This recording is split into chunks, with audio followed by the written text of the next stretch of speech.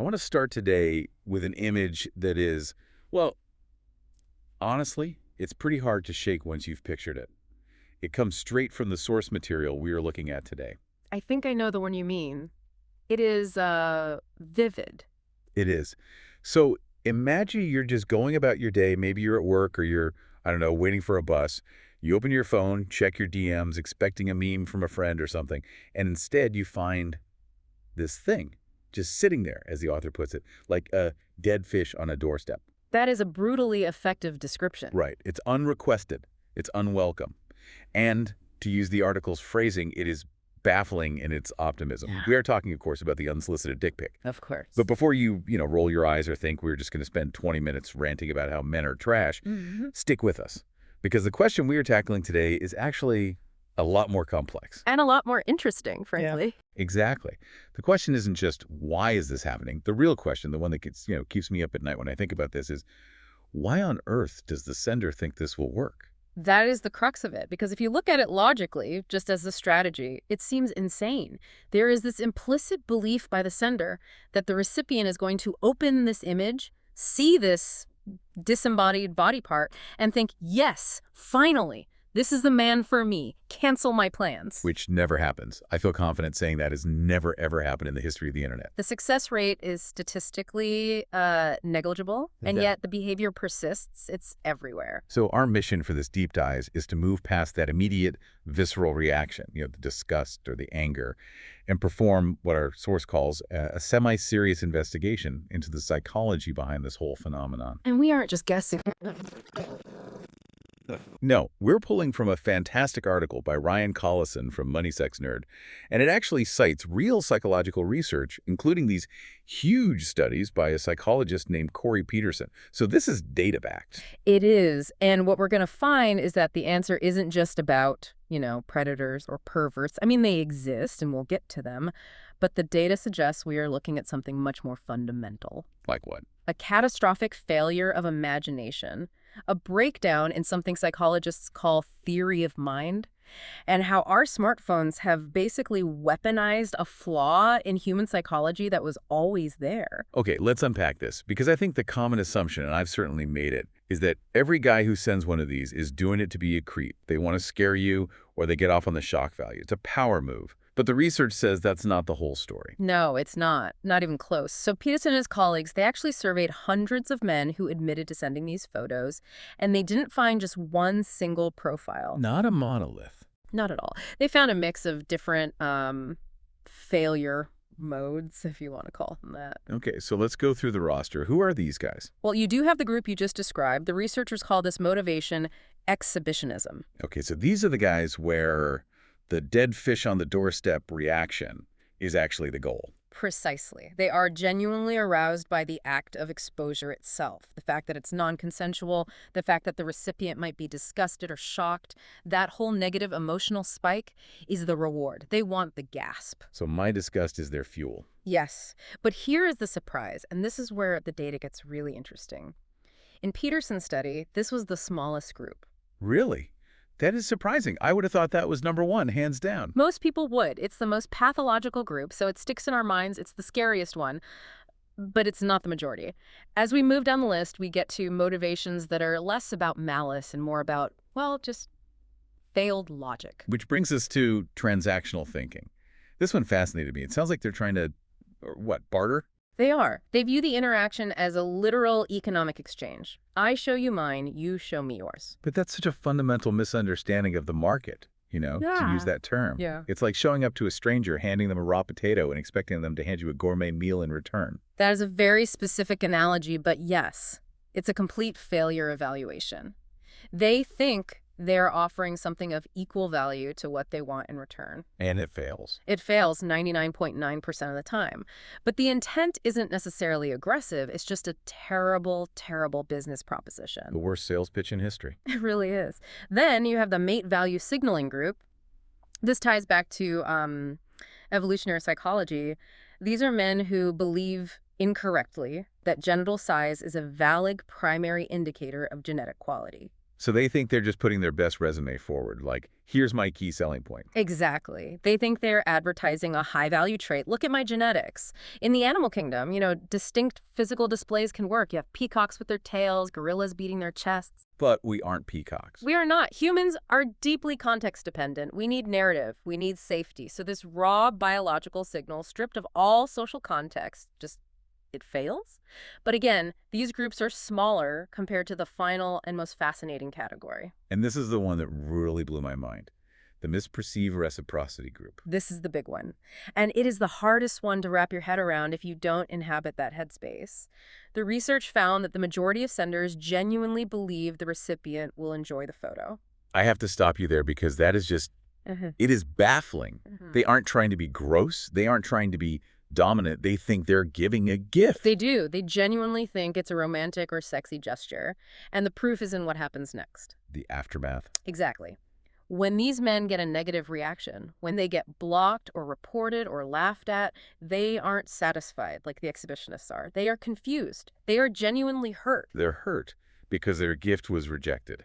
Yes. Yeah. Because in their mind, they just made a vulnerable, sexy move and you yelled at them for it.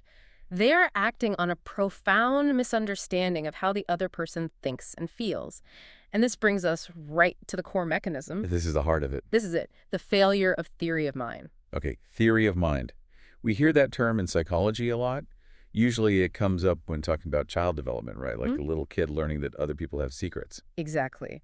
In simple terms, theory of mind is the ability to understand that other people have thoughts, feelings, and perspectives that are different from your own.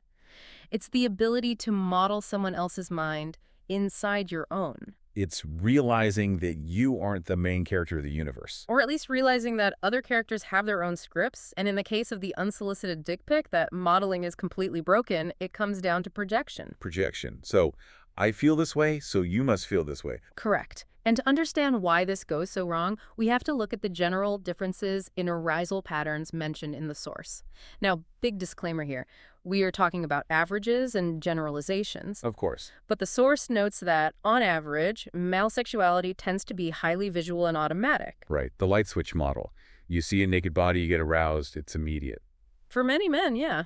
Show a man an attractive naked body, and the response requires very little context. It's a biological reflex. Now, compare that to female sexuality, which the source describes as generally more context-dependent, more narrative, and more relational. So for a woman, a disembodied photo without any build-up, without any trust, without any story, that's not going to hit the same way. It's not just that it doesn't hit the same way. It often triggers the opposite reaction. Instead of arousal, it triggers alarm. It feels invasive. It's a threat assessment moment, not a sexy moment.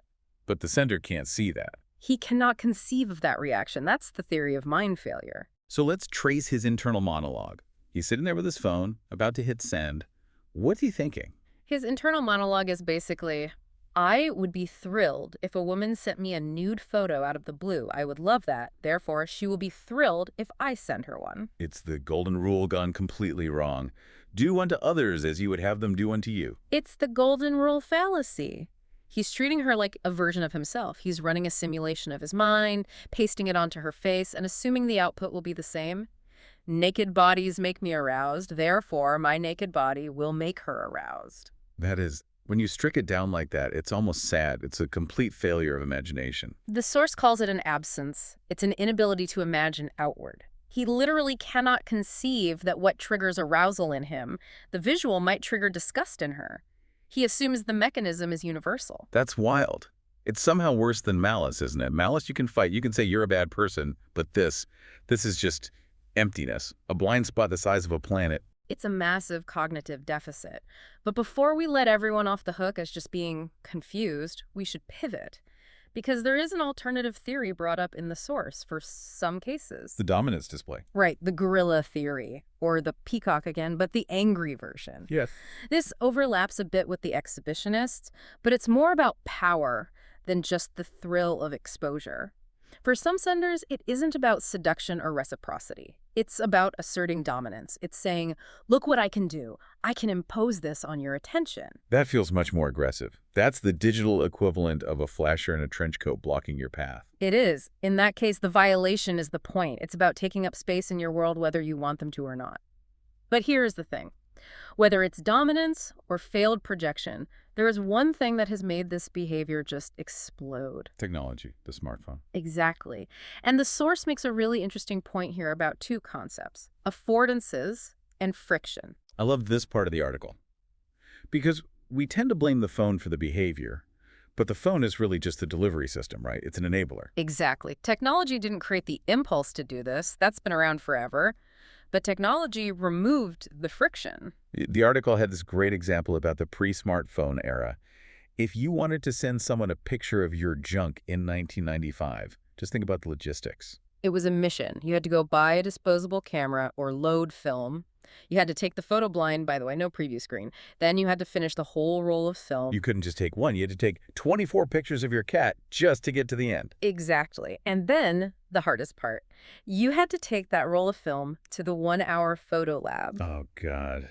The poor photo lab technician. Can you imagine? You have to hand that canister to a human being, look them in the eye, then you have to come back an hour later and take the envelope from their hands, knowing they have seen everything. There are about 50 off-ramps in that process. Yeah. 50 moments where you can stop and say, you know what, this is a bad idea. That is friction, exactly. Friction allows for a cooling off period where better judgment can intervene. You have time to think. Smartphones destroyed that friction. The distance between the impulse, I should send this, and the action is now just seconds. It's instant. No time for the prefrontal cortex, the part of the brain that says, don't do that, to even wake up. Right. So while the phone didn't cause the psychology, it created the affordance for it to manifest instantly. It reveals what was already there, but suppressed by, social and physical difficulty. This brings us to what I think is the most profound part of this deep dive. The source calls the dick pic a loud symptom of a quiet disease. This is where it gets really interesting for anyone, not just in dating, but in the workplace, friendships, everywhere. The argument is that if a man cannot model female psychology on something this obvious, that an unsolicited genital pic is unwelcome, he likely has a theory of mind deficit in other areas too. It's a diagnostic tool, a canary in the coal mine. Exactly. It's a global deficit. If he can't predict disgust at a dick pic, how is he going to read subtle social cues in a meeting? Like when someone says, maybe another time, and they actually mean no. Or interpreting silence as processing rather than agreement. Or mistaking a polite professional smile for romantic interest. Oh, that's a big one. The she smiled at me while serving me coffee, so she must want me thing. It's the same mechanism. It's reading his own desires onto her behavior. I want her, so her smile must mean she wants me. It's a failure to understand that her mind is operating on a completely different track: social preservation, politeness, customer service. So the guy sending the pic is just the extreme loud version of the guy who just doesn't get it. He is the loud version. But the source argues that this disease, this inability to model minds unlike your own, operates constantly at lower volumes. It's a whole population of men who read their own psychology onto women and call it understanding. Which is, well, it's a little terrifying when you realize how widespread it might be. So what do we do? The source outlines two paths, right? Right. Because you have two different types of guys doing this, you can't treat them all the same. For the projectors, the guys who are just confused, the answer is education. But not just don't do that, because clearly that hasn't worked. No, deeper. We need sex education that explicitly teaches that arousal mechanisms differ. We need to teach that your response does not equal universal response. We need to teach young men that just because they like a visual stimulus doesn't mean she does. Basically teaching empathy, or at least cognitive empathy. Run a simulation of the other person's mind before you act. Yes, teaching them to step out of their own heads. But then, for the second group, the dominant seekers, the exhibitionist education won't work. Because they already know it's unwelcome. Exactly. They know and they don't care. Or worse, they enjoy that you hate it. For them, you need consequences. You need to reintroduce friction. Social friction. Social friction, platform bans, legal consequences. The source is pretty firm on this. If the goal is violation, only cost will change the behavior. It's a heavy topic, but I like how the source wraps it up. It calls the unsolicited penis a monument to the failure of imagination. It really is. It's a perfect case study in projection. And it leaves us with this final thought that I want to leave you with today.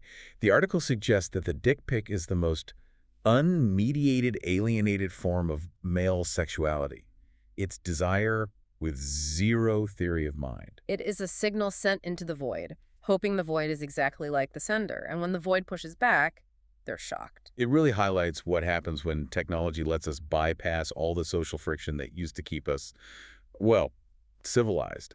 We are seeing the raw impulse, unfiltered. We certainly are. And hopefully understanding the mechanism makes it a little less baffling, if not any less annoying. Well, that was a journey. From dead fish to psychological deficits and the history of photo labs. Hopefully this gives you a new framework for thinking about this, or at least it explains the why behind the what. Thanks for diving in with us. Always a pleasure. See you on the next deep dive.